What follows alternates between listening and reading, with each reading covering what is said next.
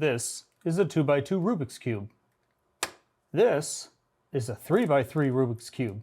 Okay, technically it's not a Rubik's Cube because it's made by GAN, but for our purposes, this is a 3x3 Rubik's Cube. The beginning of the year, I couldn't solve either one of these. Let's get into it.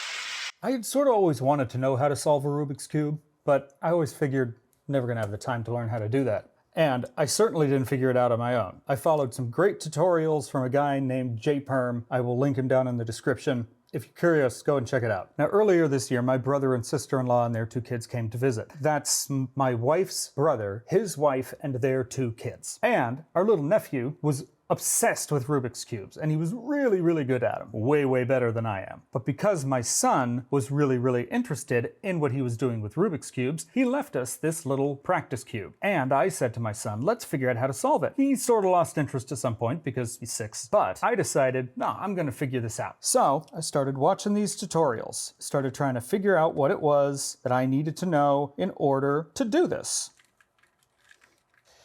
It took a long time. But after much trial and error, mostly error, eventually I learned how to do it. Now, am I good at Rubik's Cube? No. Do I enjoy Rubik's Cube? Yes, quite a lot actually. I really enjoy Rubik's Cube, which is why I am doing it. Which consequently is a lot harder to do while you're talking into a camera, but I'm doing my best here.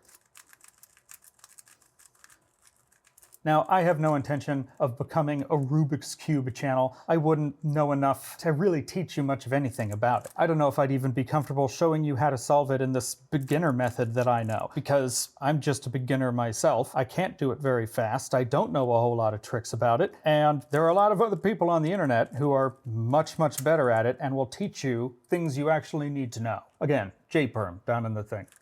So why am I making this video? Well, we're getting on to that time of year where you're going to look back over what you've done this year and you're going to try to see what you've accomplished, right? And when you first look back, you might think to yourself, man, I didn't do most of the stuff that I really wish that I had done this year. I didn't get to do so many of the things that I really wanted to do. And now the year is almost over and there's no way I'm going to be able to do them all. This sucks, and I had a completely unsuccessful year. What have I done? Oh, I see. We've all been there. We've all felt this way. But I would like to invite you to look at what you did accomplish this year. At the beginning of this year, I couldn't solve this thing. I couldn't have gotten this far. At the beginning of the year, I'd never posted a full video on YouTube. At the beginning of the year, on and on and on.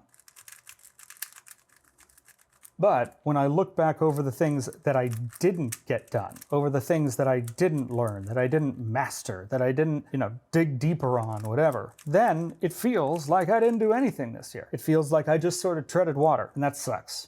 But when I look back at all the things I actually did do, the list is actually pretty long. And so all I can do is hope that next year is going to be as productive. I have no way of knowing. But I do know this. At the beginning of this year, I could not solve a Rubik's Cube.